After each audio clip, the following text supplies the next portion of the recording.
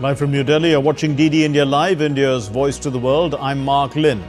Namaskar. Coming up in the next 30 minutes. India's Prime Minister Narendra Modi flags off 6 new Vande Bharat trains in eastern Indian state of Jharkhand. Also dedicates various railway projects to the nation worth over 6.6 billion rupees. That's around $80 million in Tata Nagar. After Houthis missile strikes central Israel, the Prime Minister Netanyahu of Israel warns of inflicting a heavy price on the Iran-aligned Houthis. Eastern Chinese regions brace for Typhoon Bebinca, which is approaching the country's heavily populated seaboard and is forecast to make landfall as early as late Sunday.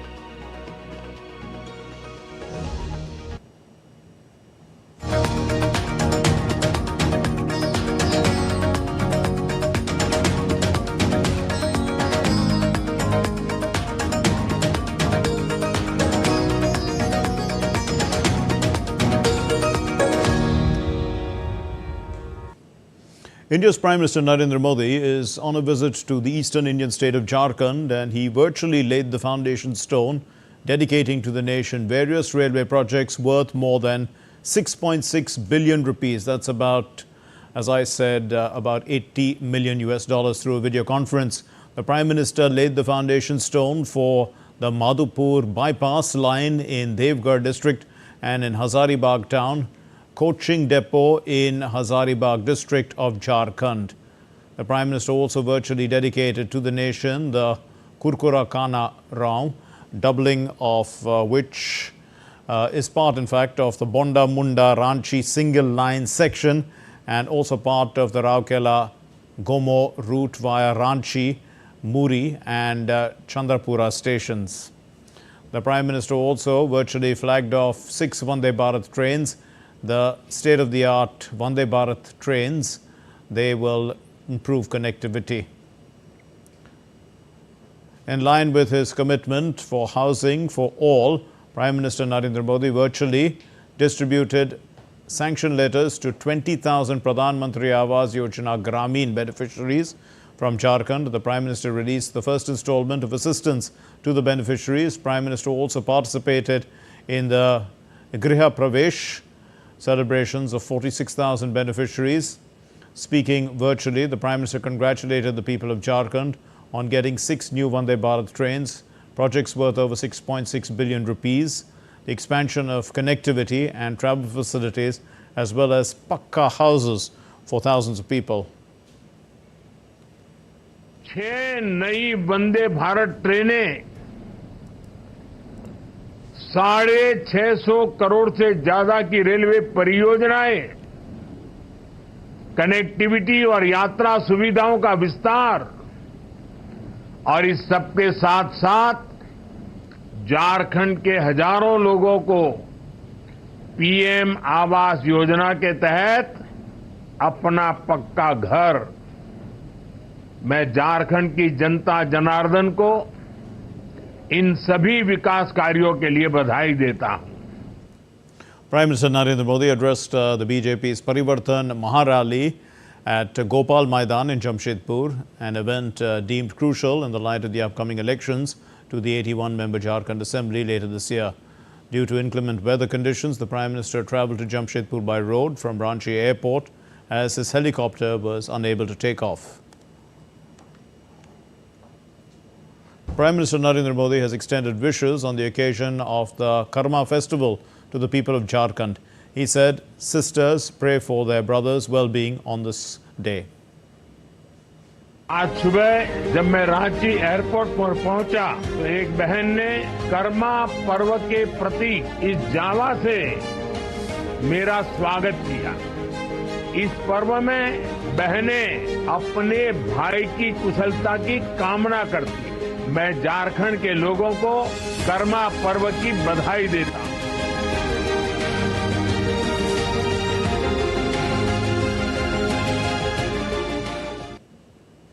And India's Prime Minister Narendra Modi will be on a 2-day visit to his home state, which is Gujarat. The Prime Minister will be addressing and inaugurating the 4th Global Renewable Energy Investment Meet 2024 in Gujarat's Gandhinagar. The two-day event will showcase the renewable energy sector prowess of India, and it seeks to attract investments into the sector. Multiple companies, including Tata Power, Suzlon Energy, Wari, amongst others, are showcasing their offerings and achievements in this sector. Even countries like Germany and the European Union have set up their pavilions at the exhibition in Gandhinagar to showcase their country's offerings.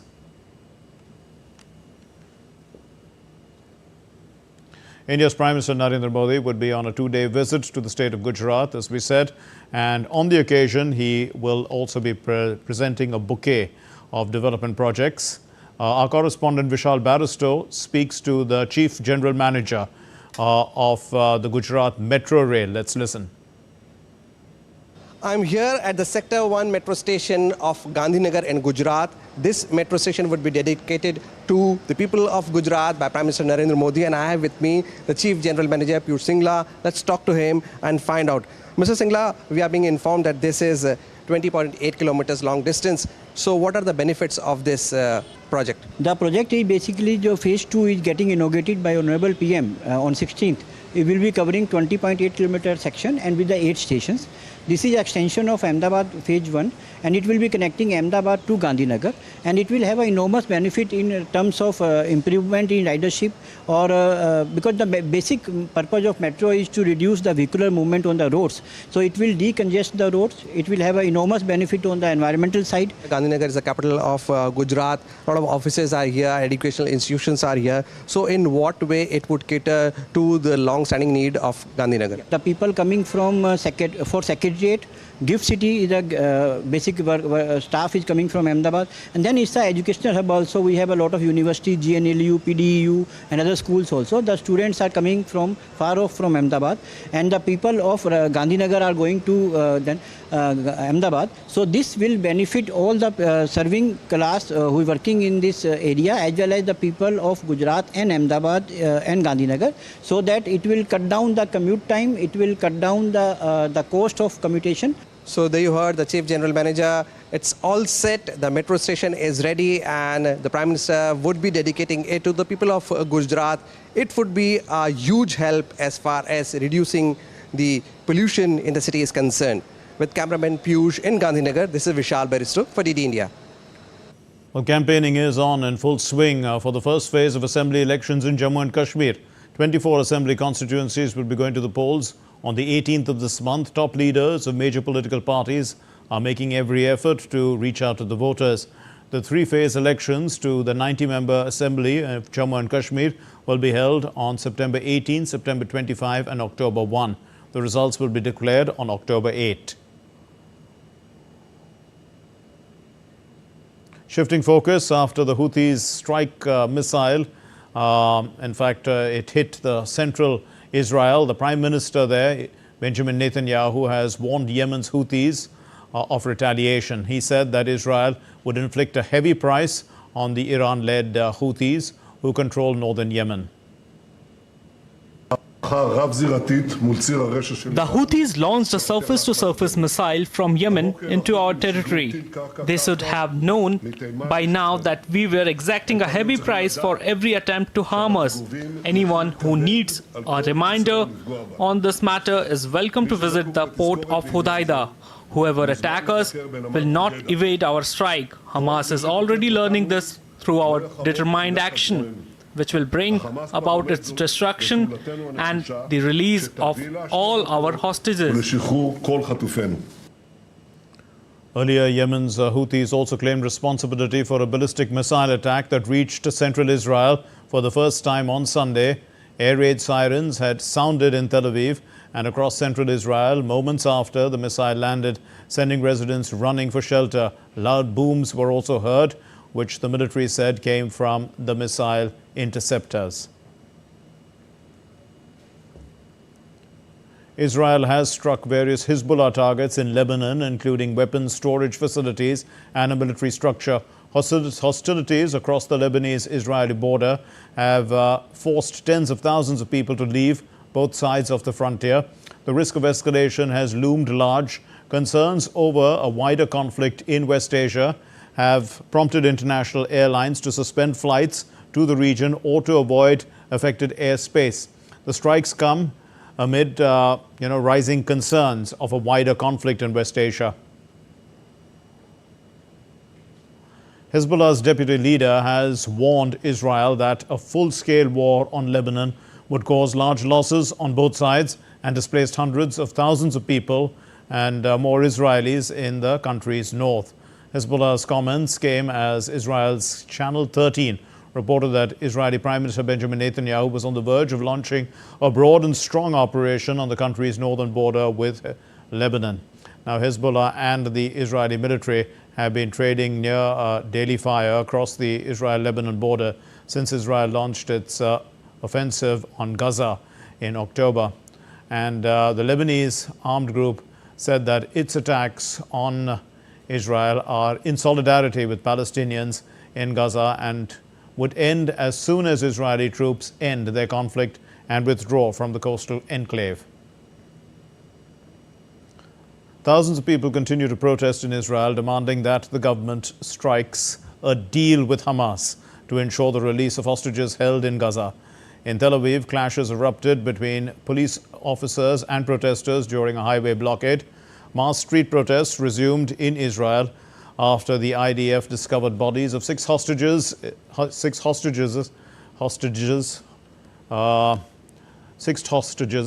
in the Gaza tunnel. And the Israeli forces, they said that the captives were shot at close range by Hamas. Around 100 hostages remain in Gaza, at least a third of whom are believed to be dead. Let's shift focus now to the Asia Pacific, and the Philippines is returning to port. This is to port a Coast Guard vessel. That's what they are doing, which was anchored in the contested Sabena Shoal. This is in the South China Sea after a 5-month deployment as its mission is accomplished, so they say. The Teresa Magbunua, it had been deployed to monitor suspected Chinese reclamation activities, escalating tensions in the disputed waters. The Executive Secretary, Lucas Bersmanin, has announced that the vessel's mission has been successfully completed despite facing overwhelming odds. The ship is returning to port for repairs and to address the crew's medical needs. The move comes after high-level talks between Manila and Beijing, where China reiterated its demand for the vessel's withdrawal. While the Philippines reaffirmed its stance on Sabena Shoal, there has been no immediate comment from the Chinese embassy in Manila. Still to come here on DD India Live, Russia and Ukraine exchange war prisoners. As the campaign for the presidential race is getting shriller by every passing day. Now we are going to look at what's happening ahead of the US elections.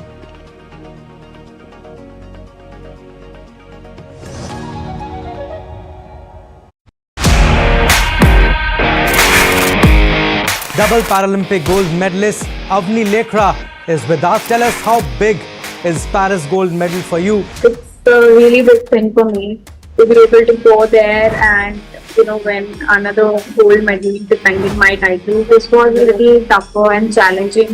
What has changed in Avni in the last 3-4 years? Pressure was much more this time, I think, from my side, because always when you know that you can do it, you have your own expectations, the expectations of the country. Which is closer to your heart, Tokyo or Paris? I mean, Tokyo was my first, so a little 0.1%.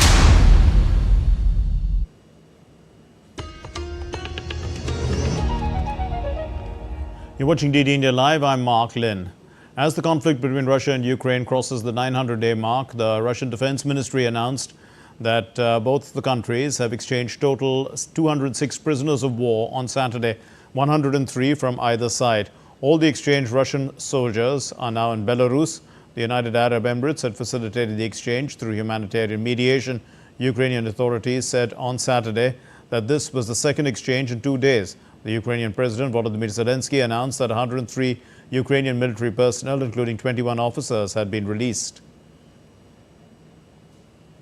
Meanwhile, Russian officials have threatened the West and Ukraine with an uncontrolled escalation of war and destruction of Kiev as Western leaders debate allowing Ukraine to use their weapons for strikes deep into Russian territory.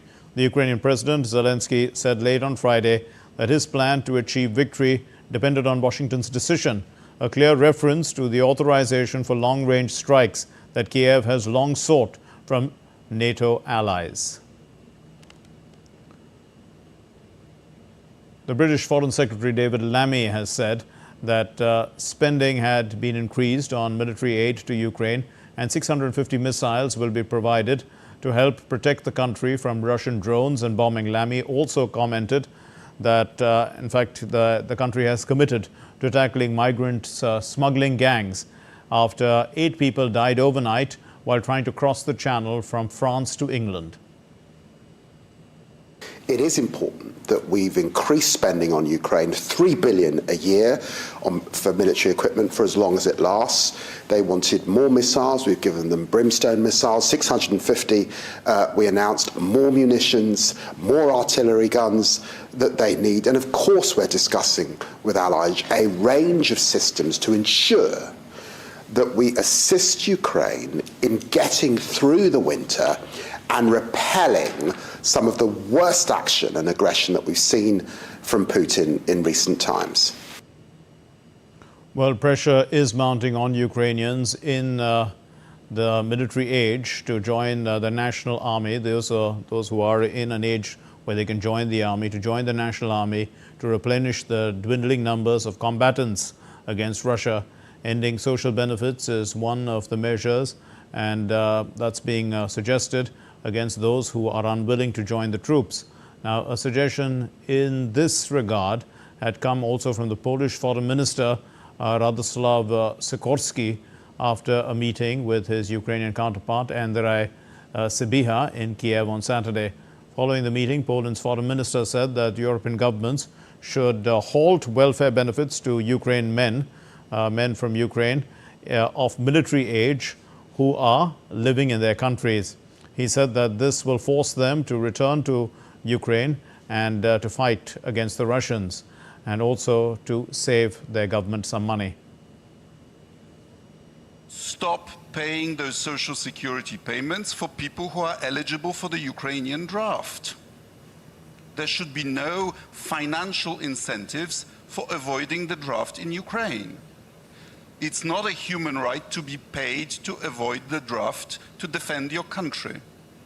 We in Poland don't do it. There are no social security payments. And if we did, we would have a significant political problem in our country. Well, more than 4.1 million Ukrainians had temporary protection status in the European Union countries as of July this year, and about 22% of them are adult men, according to data of the EU Statistics Office, the Eurostat. Now, as clashes continue from both sides, the Russia-Ukraine conflict we're talking about, the Russian Defense Ministry has said in its daily briefing that it had liberated the village of Zelena Pershe, which is near the key logistics hub of Pokrovsk. Pokrovsk lies on the intersection of a key road that supplies Ukrainian troops and towns across the Eastern Front and has long been a target for Moscow's army. Over half of the city's 60,000 residents have fled since the conflict began in February 2022, with evacuations, in fact, ramping up in recent weeks as Moscow's army closes in. While Ukraine had hoped its major cross-border incursion into the Kursk region last month would slow down Russia's advances in the east. Russia, however, has claimed this week to have taken back some of its territory in the western Kursk region in a counteroffensive.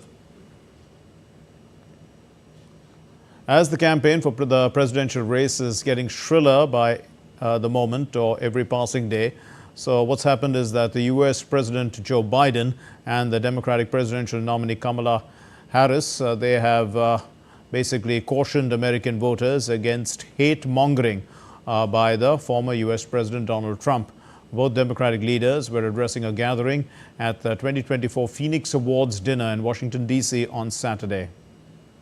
Hosted by the Congressional Black Caucus Foundation, the event brought together political, cultural and activists to honor black excellence. Biden warned of rising threats to harmony and democracy, likening them to ghosts in new garments, aiming to strip away freedoms.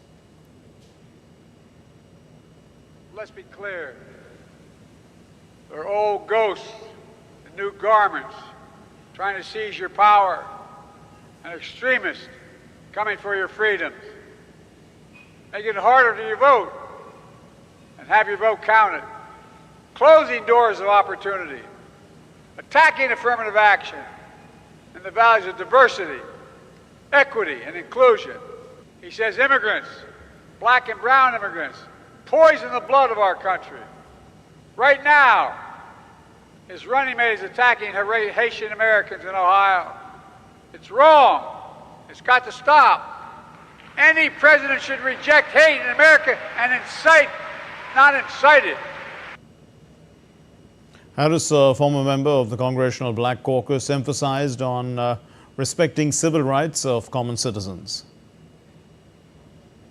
While we move and fight to move our nation forward toward a brighter future, Donald Trump and his extremist allies intend to take our nation backward.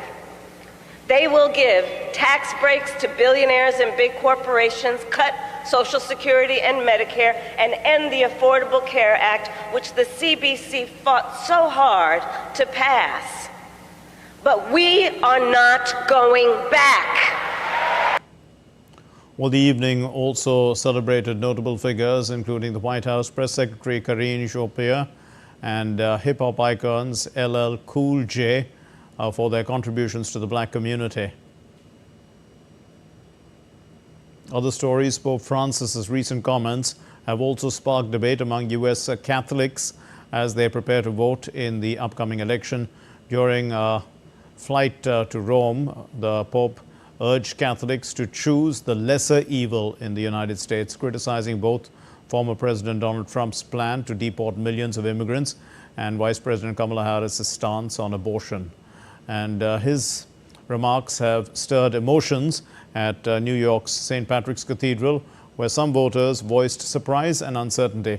With 52 million Catholics in the United States, their influence could be crucial in the upcoming elections.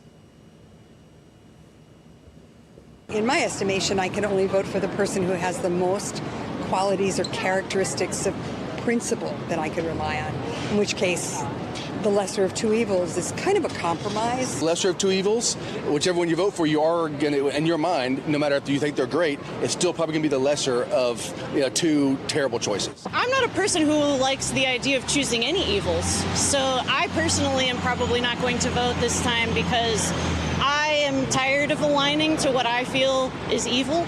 We have to educate ourselves about these candidates. We have to get to know more about them before voting. It's not about what the Pope says.